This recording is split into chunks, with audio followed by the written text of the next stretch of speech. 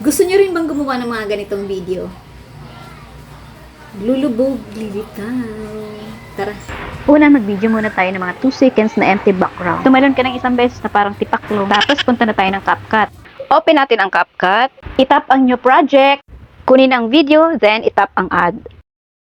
Dito naman sa mga tools, isaswipe mo pa kanan, hanapin ang aspect ratio. Itap yan, piliin ang 9:16, pagkatapos pindutin ang check. Dito naman tayo sa video. Abante lang ng konti. Hanapin kung saan lumabas na si Madi. Diyan sa paglabas niya, diyan tayo mag-split. Huwag i-delete yung nasa unahan kasi kailangan pa yun. Abante ulit ng konti, hanapin yung pagtaas ng paa ni Madi. Habang nakastop ang video, hanapin naman natin ang freeze. Itap yan para magkaroon ng image na nakalutang si Madi. Pwede ba hindi na gumalaw si Madi? Habang naka-highlight pa yung clip na yan, hanapin naman dito sa tools ng overlay para mapunta naman sa ibaba. I-atras naman natin ang video, punta tayo sa pinakauna kasi nandun yung empty background. Pagpapalitin natin sila noong pangalawang clip. Diin na ng unang clip, tapos i-drag papunta doon sa gitna, ganito. Yung naka-overlay, kukunin natin yon. Drag natin yan dito sa tapat ng empty background. Kailangan nakapantayan Madi dito sa pinakahati ng clip. Ngayon naman, tatanggalan natin siya ng background. Itap itong naka-overlay, tapos dito sa tools, hanapin ang remove BG. Tap remove BG, piliin ang auto removal, antayin mag-green check. Naka-pro kasi ako kaya auto removal ang ginamit ko. Next time ko na ituturo ko paano i-download yung free version ng CapCut para libre ang auto removal. Ngayon naman, pahabain natin yung video. Parang ibubuka nyo lang ng dalawang daliri yan. Maglalagay na kasi tayo dito ng magic. Ngayon naman, hanatin natin yung keyframe. Itap tong arrow para mawala yung pagkaka-highlight ng clip. Tapos itap mo ulit yung clip para lumabas yung sidebar. Itap ang keyframe para malagyan ng red diamond yung dulo ng clip. Ngayon, dito naman tayo sa tools, hanapin ang mask. Nasa may parting dulo lang yun. Pagdating sa dulo, itap ang mask. Piliin ang horizontal. Makikita dyan Madi yung yellow line. Hilahin pa baba hanggang dun sa dulo ng paa ni Madi. Kapag okay na naipwesto na ng maayos, itap ang check. Ngayon, bumalik ulit tayo sa paglalagay ng keyframe. Habang naka-highlight yan, iurong ng konti ang clip. Galawin yung picture, ibaba ng konti, automatic magkaka-red diamond na yan. Puntahan ulit ang mask. Lalabas ang yellow line. Ngayon, itataas naman natin siya.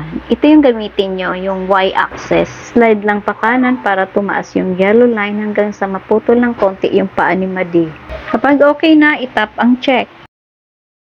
Iurong ulit ng konti ang clip. Pag pumuti na yung red diamond, ibaba ng konti ang picture. Automatic na yan, magkaka-red diamond din yung kasunod. Balik ulit sa mask, same process. Itatas ulit yung yellow line gamit ang y-axis pa kanan. Kapag okay na, tap check. Iurong ulit ang clip hanggang sa pumuti yung red diamond. Ibaba ulit ang picture para automatic magka-red diamond yung kasunod.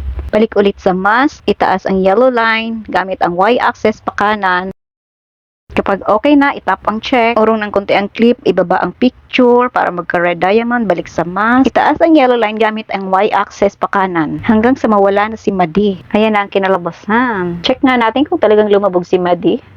Okay na, abante na ng konti. Putulan na natin to yung hindi na kailangan. Magduduplicate tayo dito. Itap ulit ang clip. Hanapin sa tools ang duplicate. Ngayon naman, tatanggalin natin yung mga red diamond. Kapag nag-red na yung diamond, pindutin lang ang keyframe. Ulit-ulitin lang hanggang sa matapos. Ngayon naman, ibabalik natin yung mga red diamond. Sa dulo ng clip, pindutin ang keyframe. Kapag nagka-red diamond na, punta sa mask. Itap muna ang check. Abante konti ang clip. Taas ng konti ang picture para magka-red diamond. Punta sa mask. Tap adjust. Baba ang yellow line gamit ang y-axis pakaliwa. I-fast forward ko na para hindi masyadong mahaba.